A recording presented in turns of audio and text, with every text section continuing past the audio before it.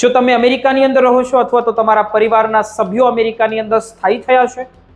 તો તમારે સાવધાન થઈ જવાની જરૂર છે, કારણ કે વર્ષ 2026નું અમેરિકા હવે ભારતીયો માટે પહેલા જેવું સુરક્ષિત નથી રહ્યું. જે અમેરિકન ડ્રીમ પાછળ લાખો ગુજરાતીઓ પાગલ હતા, તે હવે એક ભયાનક સપનું બની ગયું હોય તેવું આપણે બધા જોઈ રહ્યા છે. નવા કાયદાઓ, વધતી હિંસાઓ અને બદલાયેલી રાજકારણની નીતિઓ અને જે ભારતીયોના અસ્તિત્વ પર સવાલ મોટો ઊભો કરે છે. શું હવે અમેરિકા છોડવાનો સમય આવી ગયો છે? 2026ના આ પ્રથમ 6 મહિનામાં અમેરિકામાં વસતા ભારતીયો અને ખાસ કરીને આપણા ગુજરાતી સમુદાય માટે એવી ગંભીર પરિસ્થિતિ ઊભી થઈ છે જેમની કોઈએ કલ્પના પણ ક્યારેય નહોતી કરી. કારણ કે દાયકાઓથી અમેરિકન અર્થતંત્રને મજબૂત બનાવનાર આપણો સમુદાય હવે માત્ર ને માત્ર આર્થિક જ નહીં પણ શારીરિક અસુરક્ષાના પણ દાયરામાં આવી ગયો હોય તેવું આપણે જોઈ રહ્યા છીએ. ટ્રમ્પ વહીવટી તંત્રના નવા આદેશોએ ભારતીયોની સ્થિતિને એક એવા જે પરપોટામાં કેદ કરી દીધી છે જ્યાં ગમે ત્યારે વિસ્ફોટ થઈ શકે છે. તાજેતરમાં પ્રમુખ ડોનાલ્ડ ટ્રમ્પે ભારતને નરકનો ખાડો કહીને જે વિવાદ છેડ્યો છે, તેણે ભારતમાં વસતા ભારતીયો પ્રત્યે નફરતને કાયદાકીય રીતે જે દિશા આપી હોય તેવું લાગી રહ્યું છે.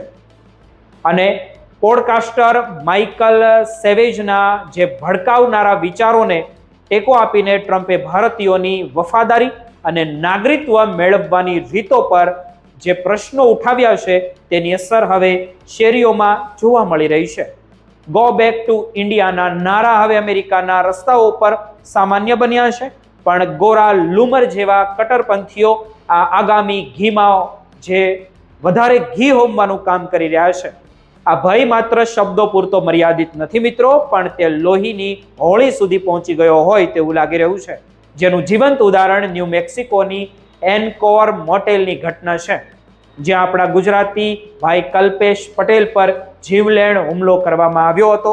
આ મોટેલ હવે જે ગુનાખોરીનો અડ્ડો બની ગઈ છે તેમ લાગી રહ્યું છે, જ્યાં ગુજરાતી માલિકોની સુરક્ષા હવે માત્ર રામ ભરોસે હોય તેવું લાગી રહ્યું છે. બીજી તરફ લુસિયાનામાં જેવી ઘટનાઓ સાબિત કરે છે કે બહારના જે જોખમીની સાથે ડાયસ્પોરાની અંદર પણ માનસિક તણાવ અને તેને પારિવારિક વિખવાદો ચિંતાજનક સ્તરે પહોંચી ગયા છે.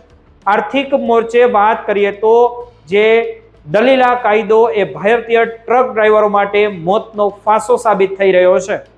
એક અકસ્માત બાદ બનેલી આ કાયદા હેઠળ લાખો ભારતીય ડ્રાઈવર્સના જે લાયસન્સ રદ થવાની ભીતિ સેવાઈ રહી છે, જેની સીધી અસર લાખો પરિવારના રોજીરોટી ઉપર પણ પડશે.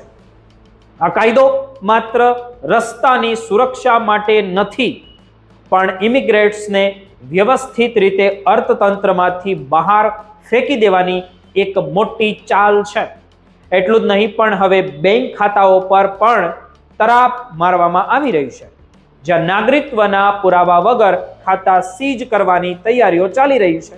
આઈટી સેક્ટરમાં પણ H1B વિઝા માટે $1 લાખ ફી ઝીકીને ભારતીય પ્રતિભાની માર્ગમાં મોટો અવરોધ ઊભો કરાયો હતો, એ આપણે બધા જાણીએ છીએ. આવી જ કપરી પરિસ્થિતિમાં હવે ભારતીયોને જીવવાની નવી શોધ કરવી પડશે, જેને મંક મોડ કહેવામાં આવે છે. આ એક એવો પ્લાન છે જેમાં ગુજરાતીઓ બિનજરૂરી ખર્ચ બંધ કરીને બચત કરી રહ્યા છે અને દેવા પૂરા કરીને સુરત કે બેંગલુરુ કે અમદાવાદ જેવા શહેરમાં, જેવો ભારતના સુરક્ષિત શહેરોમાં પાછા ફરવાની તૈયારીઓ કરી રહ્યા છે. અમેરિકાની ઈરાન પ્રત્યેની યુદ્ધ જેવી નીતિ અને રશિયા સાથેના વેપાર પરના પ્રતિબંધે પણ આંતરરાષ્ટ્રીય સ્તરે ભારતીયો માટે મુશ્કેલીઓ હવે વધારી દીધી હોય તેવું આપણે જોઈ રહ્યા છીએ. ટૂંકમાં કહીએ તો 2026માં અમેરિકન ડ્રીમ હવે જે કરમાઈ રહ્યું હોય ફૂલ તેવું લાગી રહ્યું છે, અને વતનની સુરક્ષા ધરતી જ હવે એકમાત્ર અમેરિકન ભારતીયો માટે આશાનું કિરણ દેખાઈ રહી છે. તમારું શું કહેવું છે તે કોમેન્ટ કરીને જરૂર જણાવજો.